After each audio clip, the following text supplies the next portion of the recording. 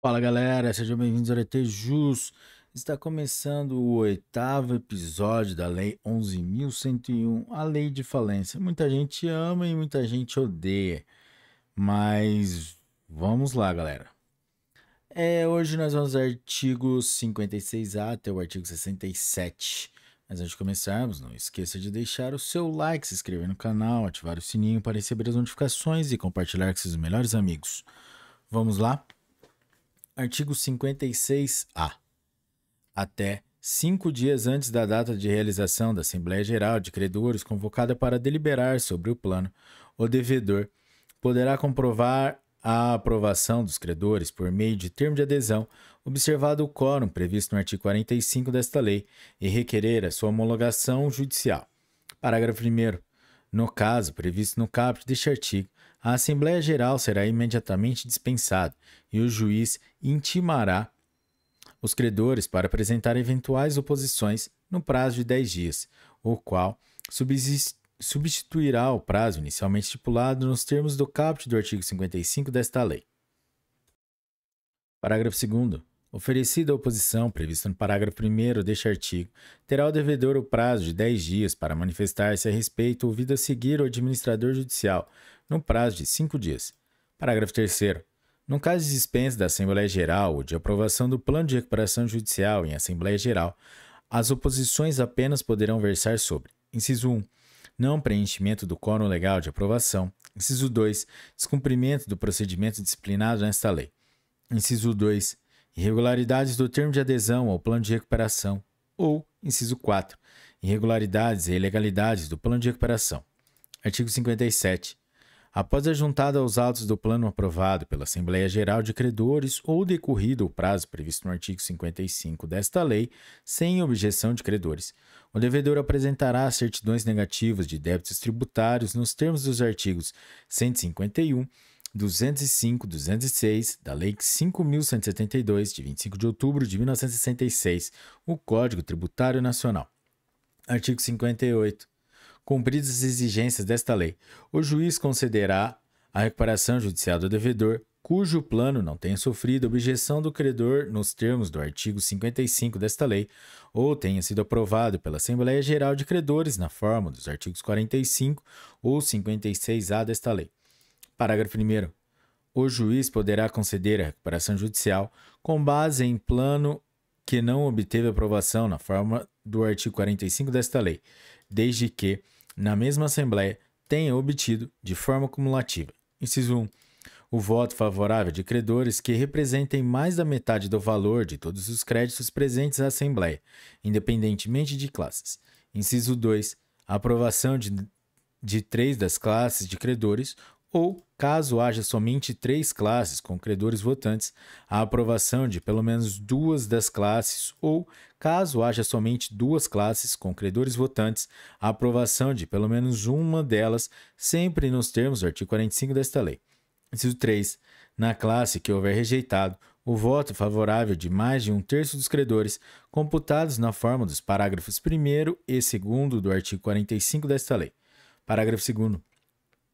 A recuperação judicial somente poderá ser concedida, com base no parágrafo 1º deste artigo, se o plano não implicar tratamento diferenciado entre os credores da classe que o houver rejeitado. Parágrafo 3º. Da decisão que conceder a recuperação judicial serão intimados eletronicamente o Ministério Público e as Fazendas Públicas Federal e de todos os estados, Distrito Federal e municípios em que o devedor tiver estabelecimento. Artigo 58-A. Rejeitado o plano de recuperação proposto pelo devedor ou pelos credores e não preenchidos os requisitos estabelecidos no parágrafo 1º do artigo 58 desta lei, o juiz convolará a recuperação judicial em falência. Parágrafo único. Na sentença prevista no caput deste artigo, caberá agravo de instrumento. Artigo 59. O plano de recuperação judicial implica a novação dos créditos anteriores ao pedido e obriga o devedor e todos os credores a ele sujeitos, sem prejuízo das garantias, observado o disposto no parágrafo 1º do artigo 50 desta lei. Parágrafo 1º. A decisão judicial conceder a recuperação judicial constituirá título executivo judicial, nos termos do Código de Processo Civil. Parágrafo 2º. Contra a decisão que conceder a recuperação judicial caberá agravo, que poderá ser interposto por qualquer credor e pelo Ministério Público. Parágrafo 3º. Na decisão que conceder a recuperação judicial, serão intimadas eletronicamente as fazendas públicas federal e de todos os estados, Distrito Federal e municípios em que o devedor tiver estabelecimento. Artigo 60. Se o plano de recuperação judicial aprovado envolver alienação judicial de filiais ou de unidades produtivas isoladas do devedor, o juiz ordenará a sua realização, observado o disposto no artigo 142 desta lei. Parágrafo único. O objeto da alienação estará livre de qualquer ônus e não haverá sucessão do arrematante nas obrigações do devedor de qualquer natureza, incluídos, mas não exclusivamente, as de natureza ambiental, regulatória, administrativa, penal, anticorrupção, tributária e trabalhista, observado o disposto no parágrafo 1º do artigo 141 desta lei. Artigo 60-A. A unidade produtiva isolada de que trata o artigo 60 desta lei poderá abranger bens, direitos ou ativos de qualquer natureza, tangíveis ou intangíveis, isolados ou em conjunto, incluídas participações dos sócios. Parágrafo único. O disposto no caput deste artigo não afasta a incidência do inciso 6 do caput e do parágrafo 2º do artigo 73 desta lei. Artigo 61.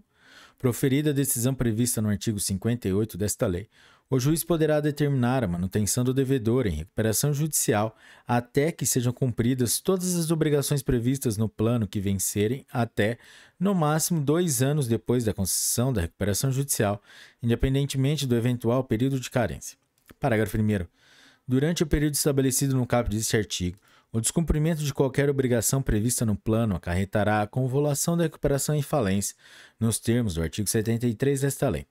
Parágrafo 2º. Decretada a falência, os credores terão reconstituído seus direitos e garantias nas condições originalmente contratadas, deduzidos os valores eventualmente pagos e ressalvados os atos validamente praticados no âmbito da recuperação judicial. Artigo 62.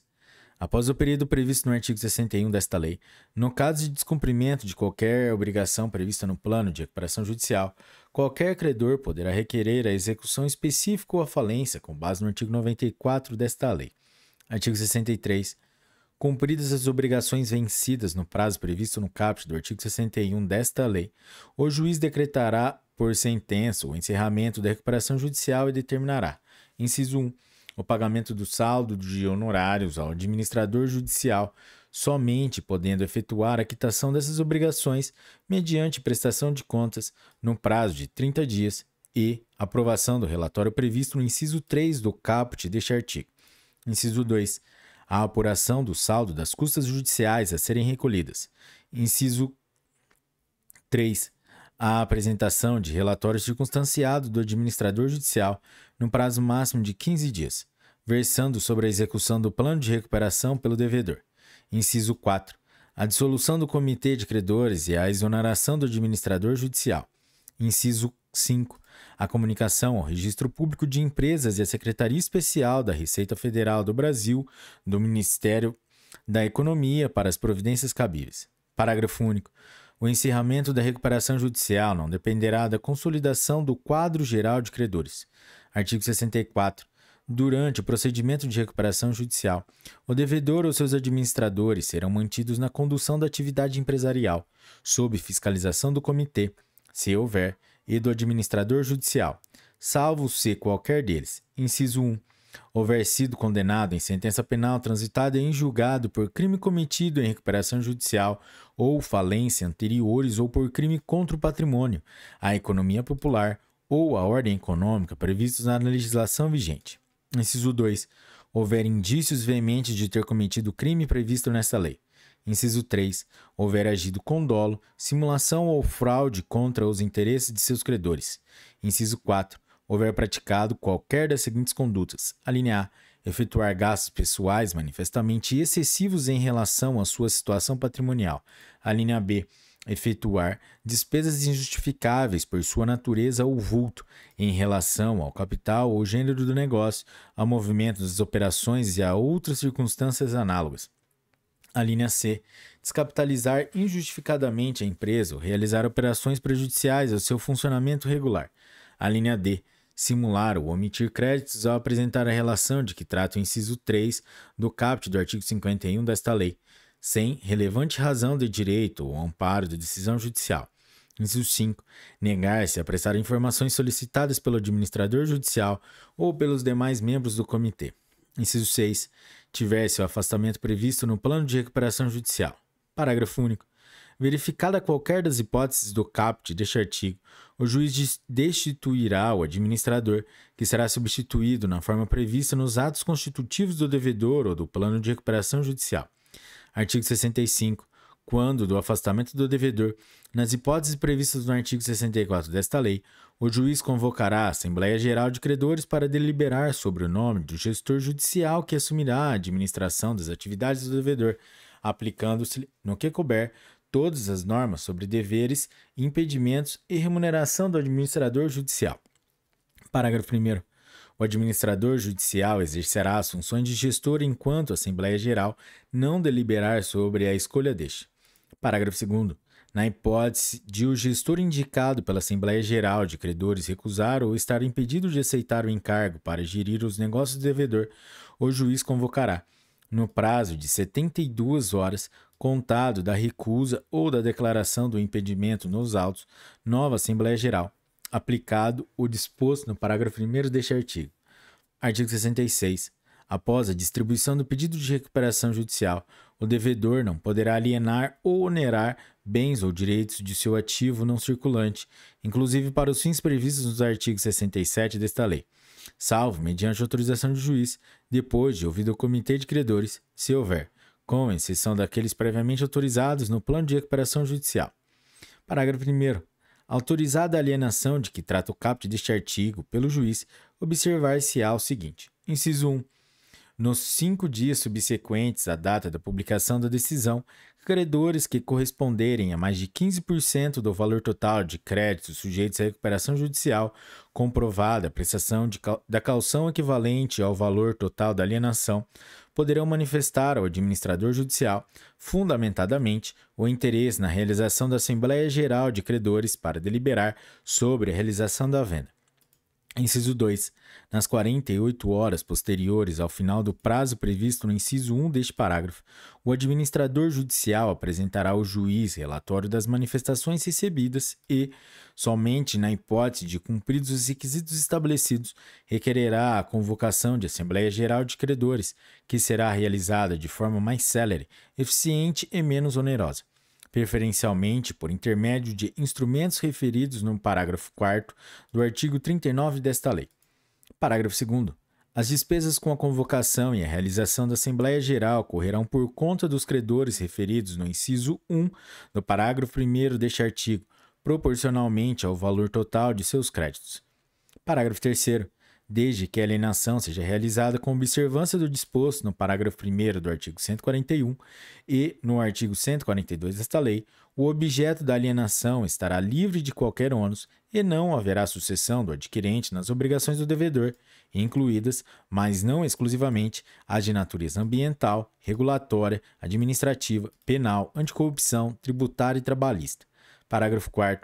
O disposto no caput deste artigo não afasta a incidência do inciso 6 do caput e do parágrafo 2º do artigo 73 desta lei. Artigo 66-A. A alienação de bens ou a garantia outorgada pelo devedor a adquirente ou a financiador de boa-fé, desde que realizada mediante autorização judicial expressa ou prevista em plano de recuperação judicial ou extrajudicial aprovado, não poderá ser anulada ou tornada ineficaz após a consumação do negócio jurídico com recebimento dos recursos correspondentes pelo devedor. Artigo 67. Os créditos decorrentes de obrigações contraídas pelo devedor durante a recuperação judicial, inclusive aqueles relativos às despesas com fornecedores de bens ou serviços e contratos de mútuo, serão considerados extraconcursais em caso de decretação de falência, respeitada, no que couber, a ordem estabelecida no artigo 83 desta lei. Parágrafo único. O plano de recuperação judicial poderá prever tratamento diferenciado aos créditos sujeitos à recuperação judicial, pertencentes a fornecedores de bens ou serviços que continuarem a provê-los normalmente após o pedido de recuperação judicial, desde que tais bens ou serviços sejam necessários para a manutenção das atividades e que o tratamento diferenciado seja adequado e razoável no que concerne à relação comercial futura. Galera, é isso aí. Esse foi o 8º episódio da Lei 11.101 e hoje nós falamos dos artigos 56A até o artigo 67. Se você curtiu esse episódio, deixe o seu like, compartilhe com seus melhores amigos e até a próxima. Um forte abraço e tchau!